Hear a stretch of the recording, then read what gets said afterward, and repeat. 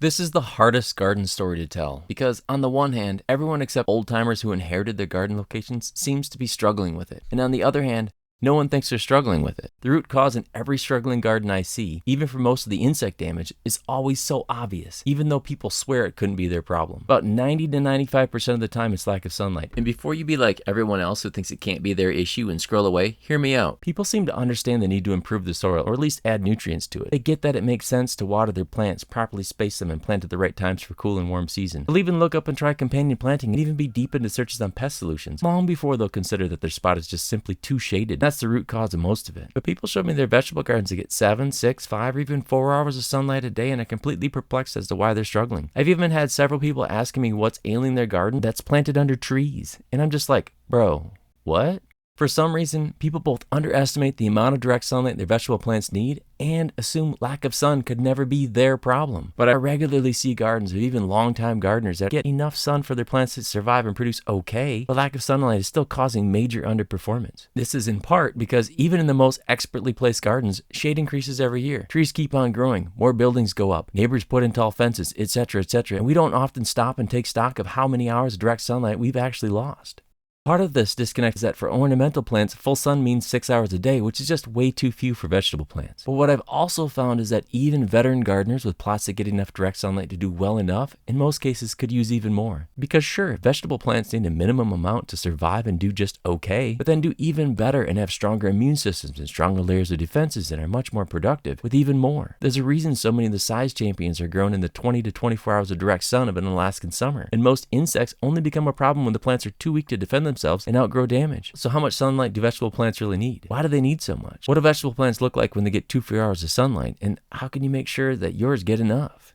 I'm guessing you'd love if you could grow produce like this. And even if you've been trying it for a while, you might not be getting the results you want. Here's the good news. I can easily show you how to get produce just like that without chemicals of any kind. And it's really pretty easy. Your first step is to grow them in a spot that gets as much direct sunlight as possible, because vegetable plants need a ton of direct sunlight to be at their very best, healthiest, most productive selves. 2, you want to make sure they're getting this most important need met first, so you're not having unnecessary problems trying to find solutions that are at best band-aids for the real problem of not getting their 6 needs met. 3, your plants will be so much healthier and more productive that you won't have many or any problems ever. And 4, finally, the amount of direct sunlight a spot gets is often the hardest thing to change. You can fix soil that's low in nutrients, too dry, or even too wet, but there's usually nothing you can do to fix a spot that doesn't get enough direct sunlight. Doing so often means removing houses and large trees that give you shade and shelter and might not even be yours. So changing things that are theoretically not impossible, but practically so. And choosing a spot that you eventually decide to abandon because it just doesn't get enough direct sunlight means a lot of wasted work. So it's much easier to start with a spot that gets enough direct sunlight right away. How much direct sunlight do vegetable plants really need? To be anywhere near their best, most common vegetable plants need 9 or 10 or more hours of pure, unfiltered, absolutely direct sunlight to thrive. 11 hours would be better. 12 or more would be even better. Why do they need so much? Plants might do alchemy with carbon dioxide, water, and nutrients, but it's all powered by the sun.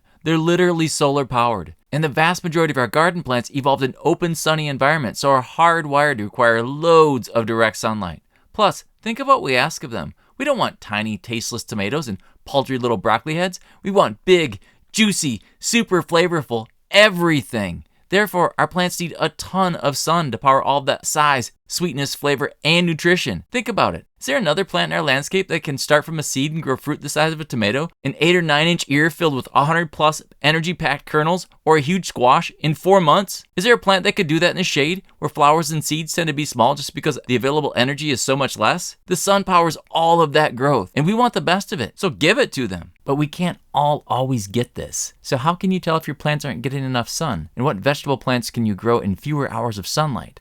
If your vegetables aren't performing as well as you'd like, you're probably wondering what'll fix it. But how can you tell if lack of direct sunlight is your issue? Here's how. Vegetable plants in too little sun always have 2 characteristics in common. 1, they lack thick foliage, so if they're tall, they're spindly. And 2, they produce meager fruit. Plants in plenty of sun, on the other hand, tend not only to be even taller, but also wider, full of thick foliage, and produce copious amounts of vibrant fruit. This tomato, for example, in 7.5 hours of direct sunlight, should be much taller, with loads more leaves, which becomes even more obvious when you compare it to these 2 tomatoes getting 9 or 10 hours. The same is true for this pepper, getting only 7.5 hours compared to those in 10 or 11, one of which already has a pepper on it. These broccoli show the same. Those in enough sunlight are awesome, the others are spindly, as is also obviously the case for the bush beans. You can see there's a minimum threshold here that, not reached, really affects performance. And plants in too little direct sunlight eventually are so weakened that they succumb to pests and disease. If your plants look like these here, lack of sunlight is almost assuredly the cause. So how can you make sure to grow in a spot that's getting enough?